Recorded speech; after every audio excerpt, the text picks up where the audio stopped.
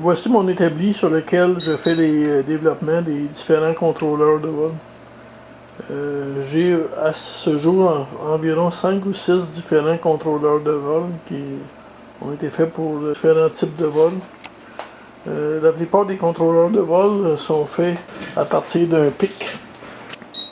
La plupart avec des pics 18F45-20. Les contrôleurs, en plus d'être branchés à un GPS pour pouvoir transmettre la position du ballon continuellement, font aussi l'acquisition de diverses données de télémétrie retransmises du ballon vers le sol. Savoir les températures intérieures, extérieures, le voltage des piles, la condition du GPS, du signal.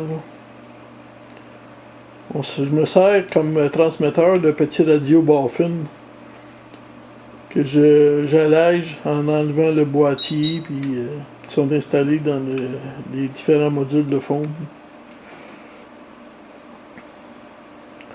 Le système reçoit d'un ordinateur situé ici en dessous un signal GPS simulé avec un programme que j'ai développé avec QuickBasic. Le programme me permet à l'intérieur de simuler un vol virtuel. Je vais chercher les données de télémétrie des vols ballons-sondes d'Environnement Canada. Puis je me sers de ces données de vent-là pour simuler un vol. En envoyant les données vers le contrôleur, permet à celui-ci de retransmettre ensuite la position du ballon. Puis pour me permettre aussi de pouvoir débugger le contrôleur, il y a une sortie série du contrôleur qui est dirigée vers un autre ordinateur. Puis ça me permet de voir les paramètres sur un écran de terminal. Ça me permet de voir les différents timers, l'altitude, la position, les conditions. Ça, c'est la trame en bas. Les conditions de mes différents flags et tout ça. Fait que ça me permet de finaliser le contrôleur avant de l'envoyer en l'air, m'assurer qu'il va bien fonctionner un coup rendu en l'air. Le radio qui est là, il est relié, il transmet avec une antenne. Puis ici, j'ai ma station APRS. C'est un autre radio avec un TNC qui permet de recevoir les trames APRS. Puis avec le logiciel UiView, permet d'afficher les différentes stations APRS. Puis c'est le même logiciel qu'on a dans nos véhicules avec un ordinateur portable. Il nous permet de suivre le ballon. Le logiciel nous permet aussi de pouvoir zoomer.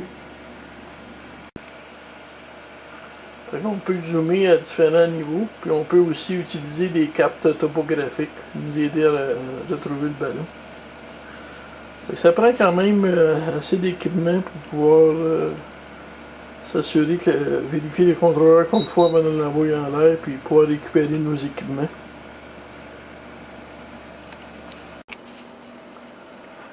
Le contrôleur a dessus un terminal qui me permet de brancher un PIC-Kit 2. Fait que je peux programmer avec le PIC-Kit 2, je peux programmer directement le PIC sur le microcontrôleur.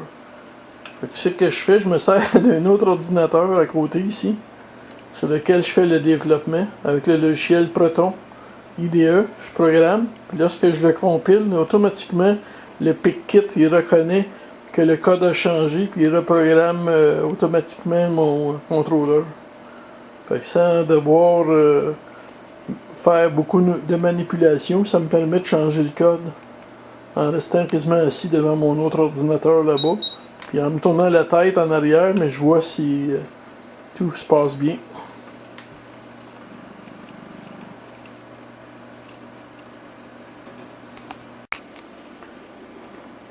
Je vais vous faire entendre un peu ce que le contrôleur fait pour nous permettre de suivre le vol.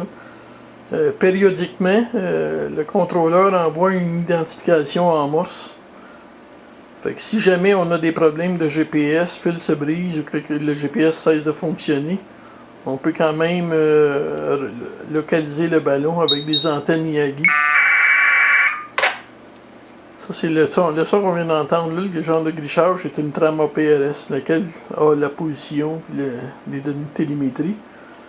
Puis ici, sur la boîte, j'ai un piezo buzzer qui, lorsque le ballon est au sol ou tombe dans un champ de maïs, nous permet de le localiser.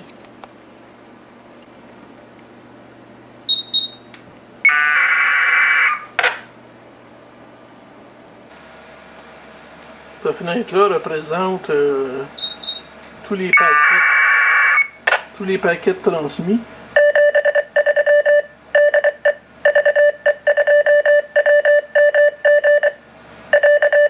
Et l'identification Morse. En plus, ce logiciel-là, ça c'est l'information comme quoi que 1000 pieds vient d'être atteint, puis que le contrôle des limites va être enclenché. Le logiciel aussi permet de relier continuellement sur l'Internet tout ce qui est reçu par le radio. Tout ce qui est reçu par le radio est réacheminé vers l'Internet. On a un site sur l'Internet, aprs.fi, qu'on peut voir le trafic. Fait que si vous avez une tablette, vous êtes mobile, vous pouvez savoir où est le ballon. Ça, c'est le site Internet sur lequel toutes mes transmissions sont... le site Internet aprs.fi, sur lequel toutes les transmissions sont relayées. Puis on peut voir la position du ballon sur le site même. On peut zoomer, on peut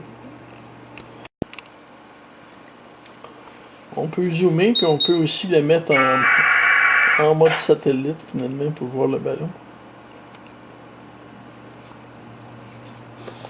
Les trames. On peut aussi voir les trames d'information. Les trames d'information qui sont transmises avec mon indicatif d'H11. On a la position, on a l'altitude, on a le fixe, on a le HDOP qui est la qualité du satellite, le nombre de satellites. TI+, ça veut dire température intérieure, TE c'est température extérieure. LV c'est le nombre de bas voltage. HS, c'est si le ballon va en haute vitesse, high speed. Ensuite, on a NF pour no fix. CO, c'est le code qui nous permet de savoir ce qui se passe en haut. Comme le code 5, je le regarde sur une table, ça va me donner la raison. Puis ensuite, le nombre de secondes que le contrôleur est en alerte. C'est tous des facteurs qui sont programmables pour mettre fin au vol. Fait que toutes les données de télémétrie sont à partir de l'altitude, là, où on voit barre oblique A. C'est les données de télémétrie que vous pouvez rajouter, puis finalement les faire transmettre vers le sol.